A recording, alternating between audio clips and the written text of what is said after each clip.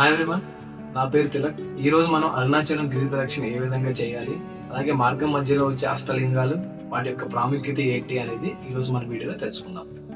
So మనందరికీ తెలుసు, ఈ అరుణాచలంలో సాక్షాత్తు ఆ పరమశివుడే గిరి రూపంలో కొలువై ఉన్నాడని. ఈ గిరి ప్రదక్షిణ చేసిన వారికి సకల పాపాలు తొలగిపోయి మోక్షం సిద్ధిస్తుందని భక్తుల యొక్క ప్రగాఢ నమ్మకం. మనం గిరి ప్రదక్షిణ స్టార్ట్ చేసేటప్పుడు రాజగోపురం దగ్గరకు వచ్చేసి గిరి ప్రదక్షిణ అనేది స్టార్ట్ చేయాలి. మేము పౌర్ణమి రోజు వచ్చాము. అదే రోజు శివముక్కోటి అవటం వల్ల భక్తులైతే చాలా మంది వచ్చారు. ఇప్పుడు మనం రాజగోపురం ముందు ఉన్నటువంటి అలంకరణ మండపం దగ్గర ఉన్నాము. ఇక్కడ హారతి కర్పూరం వెలిగించి గిరి ప్రదక్షిణ అనేది మనం స్టార్ట్ చేయాలి. గిరి ప్రదక్షిణ అయితే స్టార్ట్ చేసాము. ఈరోజు శని పౌర్ణమి అవడం వల్ల చాలా మంది క్రౌడ్ అయితే వచ్చారు. ఒకసారి చూడండి ఎంతో మంది. మనం గిరి ప్రదక్షిణ స్టార్ట్ చేసిన తరువాత మార్గం మధ్యలో అష్టదిగ్బాలకులు స్థాపించినటువంటి అష్టలింగాలు అవగతమవుతాయి. ఈ అష్టలింగాల్ని దర్శించుకొని రాజగోపురం చేరుకున్న తర్వాత మాత్రమే ఈ గిరి ప్రదక్షిణ పూర్తవుతుంది. మనం గిరి ప్రదక్షిణ స్టార్ట్ చేసిన కొంచెం సేపటికే ఇంద్రలింగాన్ని అయితే చేరుకుంటాము. ఈ ఇంద్రలింగం షాప్స్ మధ్యలో ఒక చిన్న టెంపుల్ లాగా కనిపిస్తుంది. మనం ప్రస్తుతం ఇంద్రలింగాన్ని దర్శించుకున్నాం. ఇంద్రలింగాన్ని దేవతల రాజు అయినటువంటి ఇంద్రుడు స్థాపించాడు. ఈ లింగాన్ని దర్శించుకోవడం వల్ల ఐశ్వర్యం, కీర్తి మరియు ఉద్యోగాల్లో ప్రమోషన్స్ రావడం వంటి జరుగుతాయని ఇక్కడ ప్రజలు నమ్ముతారు. Full crowd. వీడియో చేయడానికి కానీ ప్రాపర్గా కంటెంట్ చెప్పడానికి కానీ అవకాశం లేకుండా.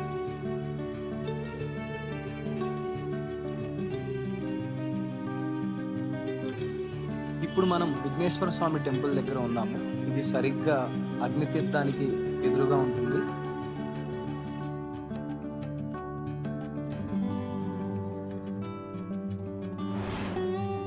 ఈ అగ్నిలింగాన్ని దర్శించుకోవాలంటే మనకి మార్గం మధ్యలో రైట్ సైడ్ ఉంటుంది. ఈ అష్టలింగాలలో అగ్నిలింగం ఒకటే రైట్ సైడ్ ఉంటుంది, మిగతా లింగాలన్నీ లెఫ్ట్ సైడ్ ఉంటాయి. ఇప్పుడు మనం అగ్నిలింగాన్ని దర్శనం చేసుకున్నాం. అగ్నిలింగాన్ని అగ్నిదేవుడు ప్రతిష్ఠించాడు. సో ఈ లింగాన్ని దర్శనం చేసుకోవడం వల్ల మానసిక ప్రశాంతత, అదేవిధంగా చంద్రుని యొక్క దోషాలు తొలగిపోతాయని ఇక్కడ ప్రజలు నమ్ముతారు. ప్రెసెంట్ ఇప్పుడు మనం కాళికా అమ్మవారి టెంపుల్ దగ్గర ఉన్నాము. ఇక్కడే హిజ్రాలు నిమ్మకాయలతో దిష్టి తీస్తారు.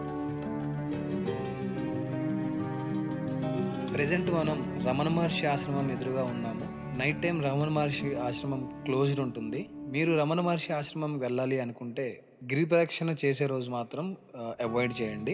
ఏదర్ ముందు కానీ లేదంటే నెక్స్ట్ డే కానీ వెళ్ళడానికి మాత్రం ట్రై చేయండి. బట్ డెఫినెట్గా అయితే విజిట్ చేయాల్సిన ప్లేస్ రమణ మహర్షి ఆశ్రమం.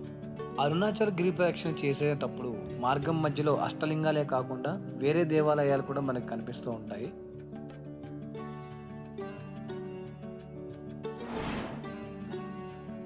ప్రెజెంట్ మనం యమలింగం టెంపుల్కి అయితే రీచ్ అయ్యాము. గిరి ప్రదక్షిణలోని 3వ లింగం యమలింగం దర్శనం చేసుకున్నాము. సో యమలింగాన్ని యమధర్మరాజు ప్రతిష్ఠించారు. ఈ దర్శనం చేసుకున్న వారికి దీర్ఘాయుష్యం ఉండి ఆరోగ్యం మంచిగా ఉంటుందని ఇక్కడ ప్రజలు విశ్వసిస్తారు. ఇప్పటి వరకు 4 కిలోమీటర్లు వచ్చాం, ఇంకా 10 కిలోమీటర్లు.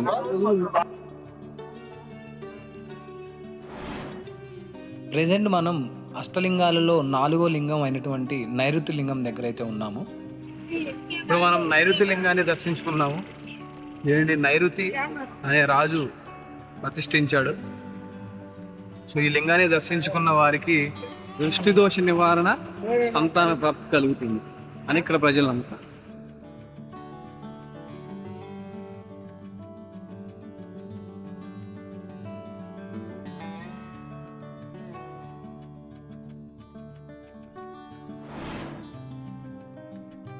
ఇప్పుడు మనం సూర్యలింగం టెంపుల్ దగ్గర ఉన్నాము. ఈ సూర్యలింగాన్ని దర్శించుకున్న వారికి ఫిజికల్ హెల్త్ అనేది బాగుంటుందని ఇక్కడ ప్రజలైతే విశ్వసిస్తారు. గిరి ప్రదక్షిణ చేసేటప్పుడు మార్గం మధ్యలో తినడానికి కానీ తాగడానికి కానీ రకరకాల షాపులు అయితే అవైలబుల్ ఉంటాయి. సో ఇప్పుడు చూస్తున్నట్లయితే వీరు రకరకాల మొక్కలు కూడా ఇక్కడ అమ్ముతూ ఉన్నారు. అన్న ஒரு டீ குடிங்க. పౌర్ణమి రోజు అరుణాచల గిరి ప్రదక్షిణ చేయడం వల్ల ఆ పరమశివుని కృప మన మీద ఉంటుందని ఇక్కడ భక్తులు ప్రగాఢంగా నమ్ముతారు. అందుకే ఈ రీసెంట్ ఇయర్స్లో అరుణాచలం యొక్క గిరి ప్రదక్షిణకి క్రౌడ్ అయితే ఎక్కువగా ఉంటుంది. ఇప్పుడు మనం అష్టలింగాల్లోని 5వ లింగం అయినటువంటి వరుణలింగాన్ని చేరుకున్నాము. ఇప్పుడు మనం వరుణలింగాన్ని దర్శనం చేసుకున్నాము. దీనిని వరుణదేవుడు స్థాపించాడు. ఈ లింగాన్ని దర్శనం చేసుకున్న వారికి సామాజిక హోదా పెరుగుతుందని ఒక నమ్మకం అయితే ప్రజల్లో ఉంది.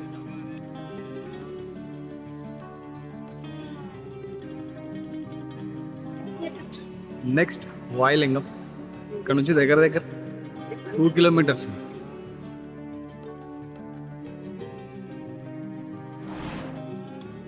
ఇప్పుడు మనం అష్టలింగాలలోని 6వ లింగం అయినటువంటి వాయులింగాన్ని చేరుకున్నాము. వాయులింగం దర్శనం అయితే కంప్లీట్ అయింది. ఈ లింగాన్ని దర్శనం చేసుకోవడం వల్ల గాలి ద్వారా వచ్చే వ్యాధులు నివారణ అవుతాయని ఇక్కడ ప్రసిద్ధిలో ఉంది.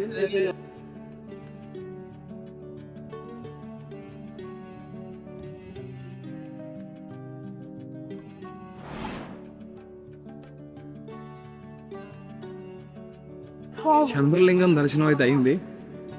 ఇప్పుడు మనం దర్శించుకున్నటువంటి లింగాలన్నింటిలో సూర్యలింగం ఒకటి, చంద్రలింగం ఒకటి, అష్టలింగాల ముందుకు రావు. ఈ అరుణాచలంలో టోపి అమ్మవారు చాలా ఫేమస్. ఈవిడ ప్రతిరోజు గిరి ప్రదక్షిణ 14 కిలోమీటర్లు చేస్తూ ఉంటారని ఇక్కడ ప్రజలు చెప్తూ ఉంటారు. ఆవిడికి అతీత శక్తులు ఉన్నాయని ఇక్కడ ప్రజలు నమ్ముతూ ఉంటారు. గిరి ప్రదక్షిణ చేసే సమయంలో ఆవిడ కనిపిస్తే ఎంతో అదృష్టంగా ఇక్కడ భక్తులు భావిస్తారు. ఇప్పుడు మనం అష్టలింగాలలో 7వ లింగం అయినటువంటి కుబేర లింగాన్ని చేరుకున్నాము. పీపుల్ అట్ కుబేర లింగం.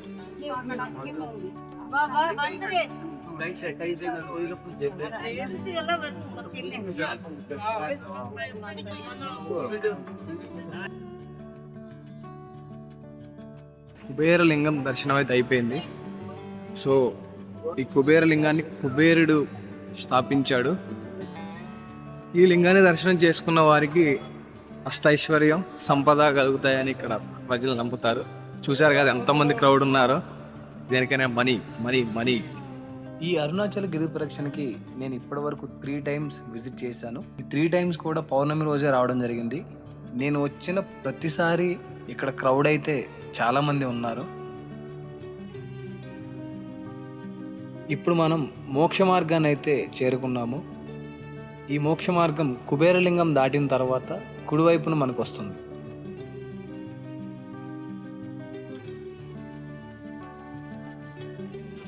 ఇప్పుడు మనం మోక్ష మార్గం దగ్గర ఉన్నాము. ప్రజెంట్ మనం అయితే మోక్ష మార్గంలోకి ప్రవేశించట్లేదు, ఎందుకంటే ఇప్పటికే చాలా లేట్ అయిపోయింది. దర్శనానికి వెళ్ళాలనుకుంటున్నాం. ఎర్లీ మార్నింగ్ 4:30 అవుతుంది టైం. దర్శనానికి వెళ్ళాలనుకుంటున్నాం. సో అందుకే మనం మోక్ష మార్గంలోకి వెళ్ళట్లేదు. నెక్స్ట్ టైం వచ్చినప్పుడు చూద్దాం. ఈ గిరి ప్రదక్షిణ చేయడం వల్ల ఎటువంటి ఇబ్బందులున్నా తొలగిపోతాయి అని మా ఫ్రెండ్ సజెస్ట్ చేశారు. సో అప్పటి నుంచి నేను ఇప్పటి వరకు 3 టైమ్స్ అయితే ఈ గిరి ప్రదక్షిణ పూర్తి చేశాను. ఆల్మోస్ట్ ఎండ్కి వచ్చేసాం.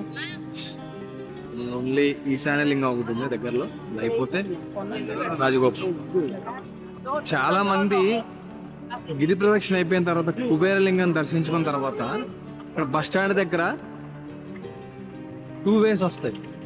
ఒకటి ఇది, ఇంకొకటి ఇటు సైడ్. ఫస్ట్ చూపించిన వేలో వెళ్తే ఈశాన్య లింగం అనేది మిస్ అయిపోతాం మనం. సో అలా చేస్తే గిరి ప్రదక్షిణ అనేది కంప్లీట్ అయినట్లు కాదు.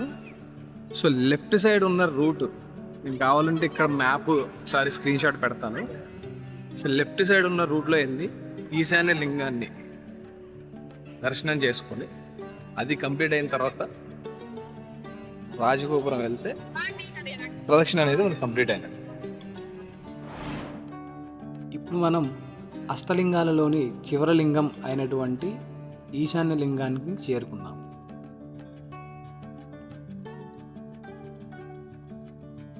ఈశాన్య లింగం దర్శనం కంప్లీట్ అయింది.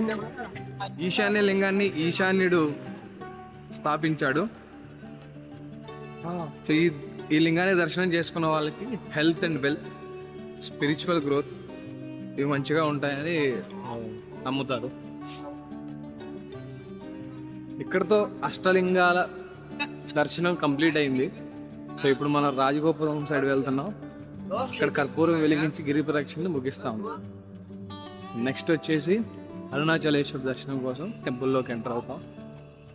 సో బేసిక్గా పౌర్ణమి టైంలో టెంపుల్లోకి ఎంటర్ అవ్వాలంటే క్యూ లైన్లో వెళ్ళాలి. నార్మల్గా డైరెక్ట్గా ఎంటర్ అయ్యి అన్నీ ఎక్స్ప్లోర్ చేయడానికి కుదరదు. నార్మల్ టైంలో ఎలా ఉంటుంది అనేది నేను ఎప్పుడు నార్మల్ టైంలో రాలేదు. ఇప్పటికి 3 times నేను అరుణాచలం వచ్చాను. ఈ 3 times కూడా పౌర్ణమి టైంలోనే వచ్చాను. పౌర్ణమి 3 సార్లు కూడా గిరి ప్రదక్షిణ అయితే చేయడం జరిగింది. ఇది 3వసారి. మేము ఈ గిరి ప్రదక్షిణ నైట్ 11:30కి స్టార్ట్ చేసాము.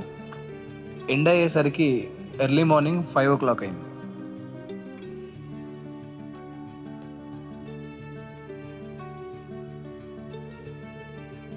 మేము గిరి ప్రదక్షిణ కంప్లీట్ చేసి రాజగోపురం రీచ్ అయ్యేసరికి చాలామంది భక్తులు గిరి ప్రదక్షిణ మొదలు పెడుతున్నారు. పౌర్ణమి రోజు 24 hours గిరి ప్రదక్షిణ అనేది జరుగుతూనే ఉంటుంది. సక్సెస్ఫుల్గా గిరి ప్రదక్షిణ అయితే కంప్లీట్ అయిపోయింది. సక్సెస్ఫుల్గా గిరి ప్రదక్షిణ అయిన తర్వాత దర్శనానికి వెళ్తాం.